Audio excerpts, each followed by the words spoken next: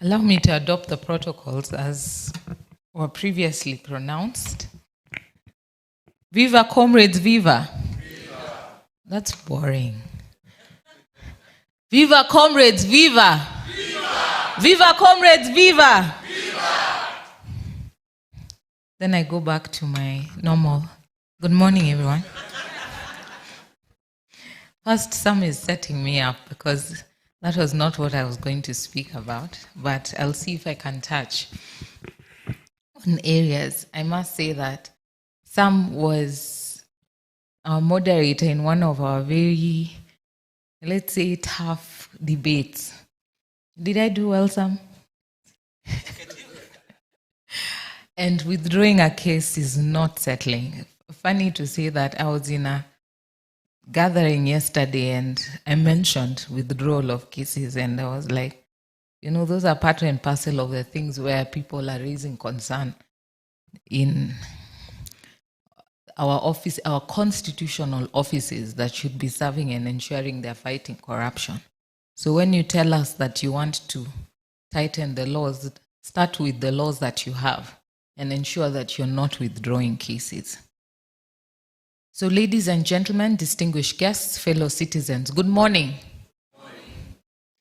I'm profoundly honored to address this distinguished assembly, convened at the pivotal moment in our nation's journey towards fiscal responsibility, transparency, and the rule of law.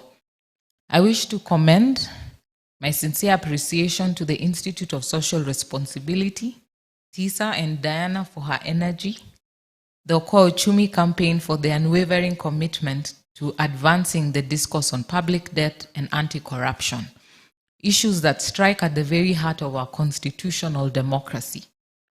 It's my pleasure to also see friendly faces today, some familiar, determined and resolute, ready to tackle the beast that is public debt and corruption. You know that when I was first asked to speak here, I thought to myself, public debt and corruption, interesting. Two of Kenya's most enduring and unwelcome guests. They came as visitors, but those visitors who say, ata, mattress ni sawa, tutalala. And they have stayed on, unwelcome. They have stayed for the weekend. They have stayed for the month. You're asking each other in the house, when are these guests leaving? But they have no intention of moving out.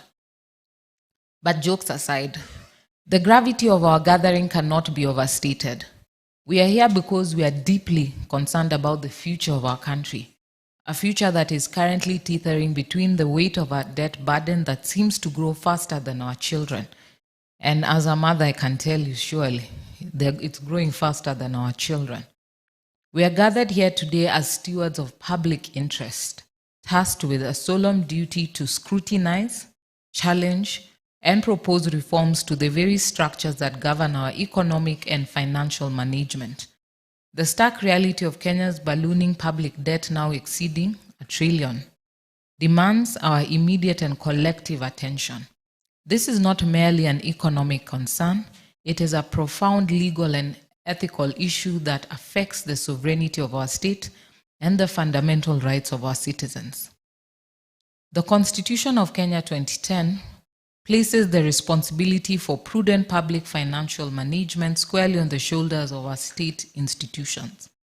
The Public Finance Management Act, among other legal frameworks, mandates transparency, accountability, and participation on all financial decisions affecting the public.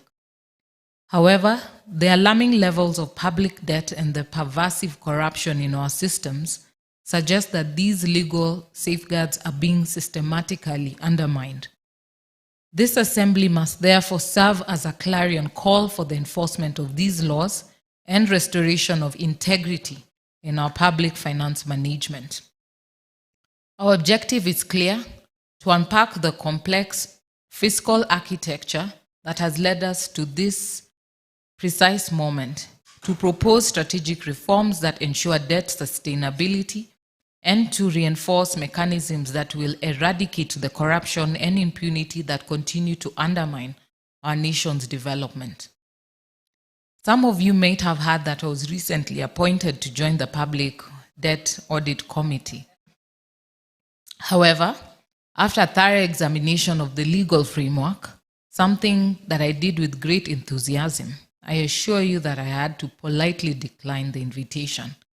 And why do you ask? This is a question that I receive on several occasions, and I said, since I'm here, I'll answer it before you ask.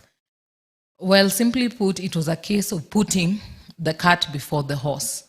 The committee, as was constituted, was unconstitutional. And I stand vindicated because the courts have put that to a stop to date. However, this does not mean that we should not vet the public debt, that we should not ask hard questions, we should not demand accountability and transparency of how our monies are being used. You see, the Constitution is not just a piece of paper that we pull out to wave during election cycles or when we want to sound important. It is the supreme law of the land, the anchor that holds us steady amidst the political and economic tempests that blow through this nation. If we disregard it when it's inconvenient, we might as well be setting sail without a compass in a stormy sea. And that, my dear friends, is a recipe for disaster, much like our current fiscal policy. But let's not get ahead of ourselves. And I want to say this as well, because if we remember, there was one meeting that the former Chief Justice, William Mutunga, attended, and he raised concern as he looked at the new cabinet secretaries that had since been appointed that were attending the NCAJ meeting. And he raised concern that the previous president, then Uhuru Kenyatta, refused to obey court orders. And it's a trajectory that he continued to ignore court orders, irrespective of him being reminded, the courts asserting themselves. He continued to disobey those court orders. Little did he know, the moment he ceased to be the head of state, the same state that he thought was supreme came to his doors, and he was at the courts trying to save his son.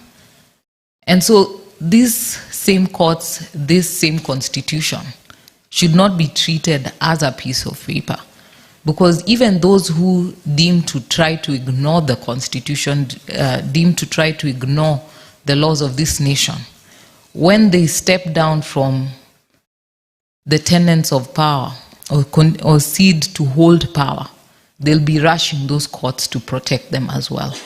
So this is a message that needs to ring clear to those who perceive that they're in power, because power changes. And the unfortunate thing is that the face of government never changes. So if you think that when you cease to hold those positions of power that they will remember you were once an important person, life will teach you otherwise. We find ourselves at a critical juncture in our nation's history, where the Law Society of Kenya must and has indeed stepped up to guide both the government and the public in legally addressing the complex public debt crisis we are facing. Public debt, in essence, is a binding commitment, a promise made by the government to borrow today with a pledge to repay the future. However, this commitment is not merely an agreement between the government and its creditors. It's a pact between the current generation and those that will follow. This pact imposes significant legal and moral obligations on the government, obligations that profoundly affect our innocent children. Kenya is not deficient in legal frameworks for managing public debt. Our constitution's draft has laid out a clear guidelines, and our public finance laws specify what is required. So why have we arrived at this precarious situation? Was there a breach of these laws that led us here? Before we can chart a path forward, we must first untangle the events that brought us to this moment. No matter how difficult or revealing that process may be, it is crucial to remember that the Constitution and the public finance laws are the tools through which the people empower the government to act on their behalf. When the government borrows, it does so with the expectation that these actions are in the best interest of the nation, and not just for the present, but for the long term. When public debt spirals out of control, as we are witnessing today, the trust placed in the government is broken. Excessive debt hinders the state's ability to perform its essential functions, such as providing education, healthcare, ensuring economic stability, and protecting the vulnerable. When debt is mishandled, it undermines the very foundation of our social contract. This is where the law must intervene, not just to regulate, but to safeguard, ensuring public borrowing is carried out with transparency, accountability, and a strong sense of justice.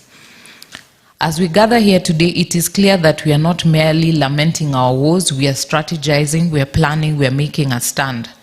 Public debt, when responsibly managed, can be a tool for development. But in Kenya, it has been akin to giving a teenager a credit card with no spending limit, an experiment that rarely ends well. Our public debt has ballooned over the past decade at an alarming rate. It has grown so large that at this point, it might as well have that we have a problem. We must be willing to confront it, to hold those responsible to account, to push for reforms that will prevent this from happening again. This is where the Law Society of Kenya stands firm. We are not just lawyers in black robes shuffling papers in courtrooms. We are defenders of the Constitution, advocates for justice, and where necessary, the thorn in the side of those who seek to trample at the rights of Kenyans. This assembly is a critical step in our collective journey towards fiscal responsibility and public accountability. It's a platform where voices from all walks of life, civil society, government, the private sector, and everyday Kenyan can come together to find solutions. We must ask ourselves tough questions. How did we get there? What mechanisms failed?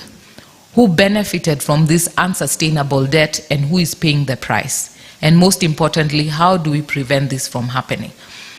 I say sometimes that as we discuss this debt question, we are not talking about the debt bonds that we have taken. The first bond issue. How much did we take? Where is the contract? Have we been able to see it? How much was spent in the country?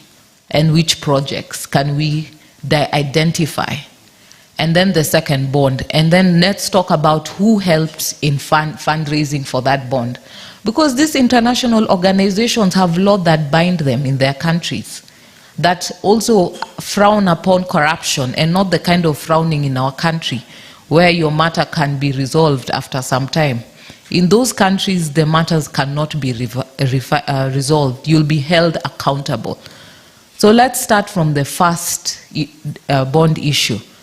Let's have a clear discussion. Where did that money go? Can we identify those projects?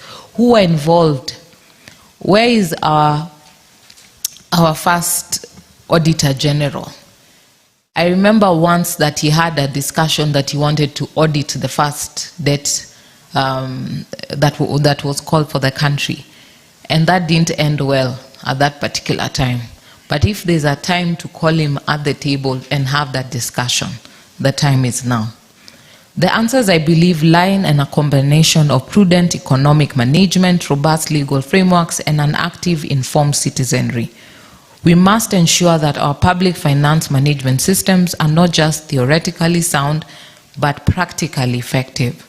We must push for transparency in all financial dealings and demand that those who mismanage or misuse public funds are held accountable. And we must engage every Kenyan in this process, because at the end of the day, it is the ordinary citizens who bear the brunt of corruption and mismanagement. I'm reminded of a story as a young lawyer that a client came to me when which he described as a small financial issue. And as our discussions proceeded, this small financial issue involved a mountain of debt accumulated through a series of bad decisions and poor advice. And when I asked him, why did he come earlier? Why didn't he seek legal advice earlier? And he replied that he thought it wasn't a big deal until it was too late. Kenya is that client today. We cannot afford to wait until it's too late to address our debt crisis. We must act now with urgency and resolve. The Debt and Anti-Corruption Citizen Assembly is a critical part of that action. and I commend TISA, the Okoa Uchumi Coalition, and all partners involved for their tireless efforts.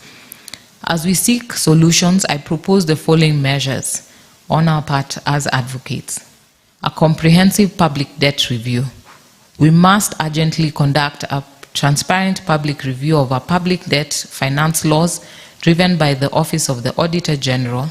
This process should engage the public and other stakeholders to rebuild trust and ensure accountability. Strengthening the public finance laws. We advocate for legal reforms that will mandate full disclosure of borrowed funds, usage, and impose strict penalties on those who misuse public funds. Our laws should prioritize public interest and protect the vulnerable from fiscal mismanagement. Independent Fiscal Council. We propose that there should be an establishment or independent body composed of professionals across disciplines to oversee public debt management. This council should ensure that changes to the debt ceiling or significant fiscal policies undergo thorough public scrutiny. I dare say, even as we are looking at the question of what is public participation, and I hope our courts will stand with the people of Kenya, is that we need to be involved as a people. Having a member of parliament or an MCA does not take away your right for public participation under the Constitution. If that was the aim, then it wouldn't have been included. The Constitution must breathe life, and people must be allowed to engage in analyzing their finances. Empowering the Office of the Auditor General. We must strengthen this office to ensure independence and that the capabilities through legislation secures its budget and enhances its ability to conduct real-time audits on all public projects, ensuring ongoing accountability. Sanctions for misuse of funds.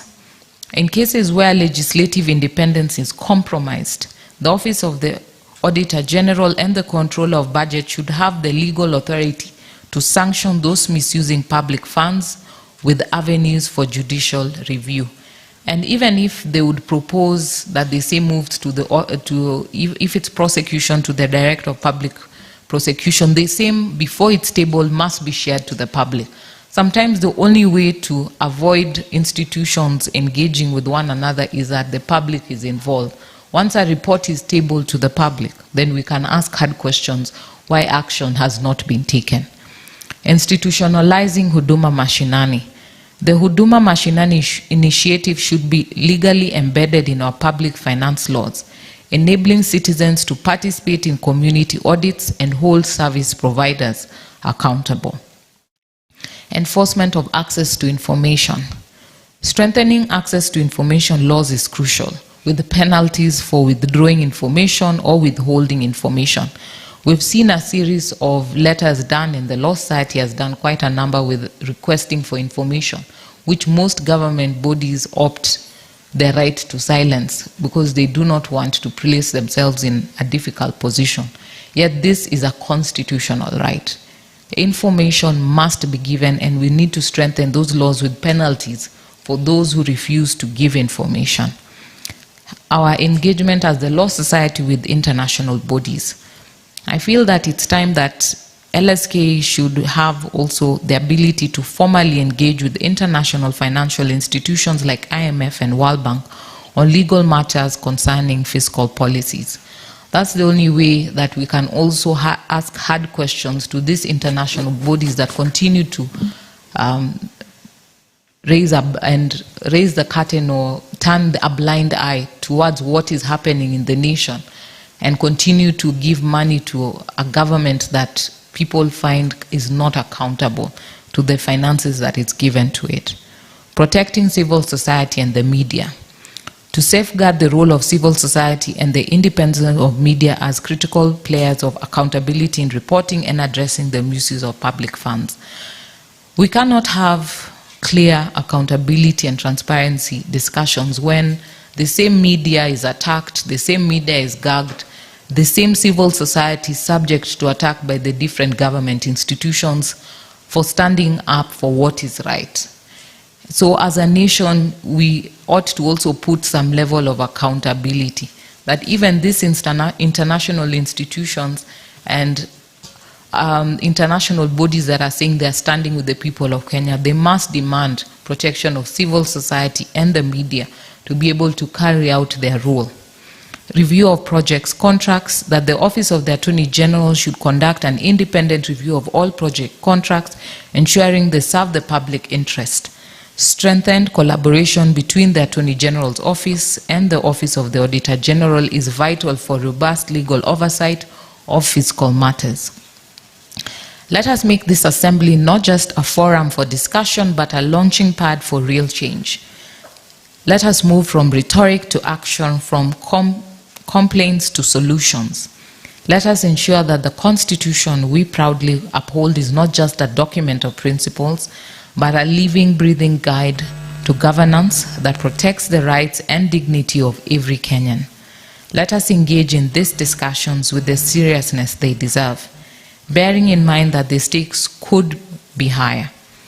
The decisions and recommendations that emerge from this assembly must serve as a roadmap for restoring fiscal discipline, safeguarding our economic sovereignty, and upholding the rule of law. Let us roll up our sleeves and get to work. After all, we say in the legal profession, justice delayed is. Let us not deny justice to the millions of Kenyans who are counting on us to make things right. And remember, no matter how deep the debt hole, we still have the power to stop digging and start climbing up. Can we say that we will do it together? Yes. Will we climb up together? Yes. Diana, what is the motto of today? Funga wezi. Pardon? Funga wezi tusikope. I end with the words of Mahatma Gandhi. You must be the change that you want to see. And I urge you, let us arrest all these thieves. Let us hold them accountable. Let's not give them an opportunity to collect more. As a nation, as a people, it's either we stand together or we watch as our future continues to dwindle. May justice be our shield and defender. Thank you.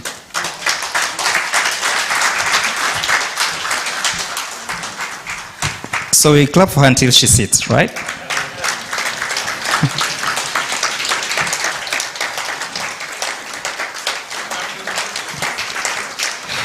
Thank you.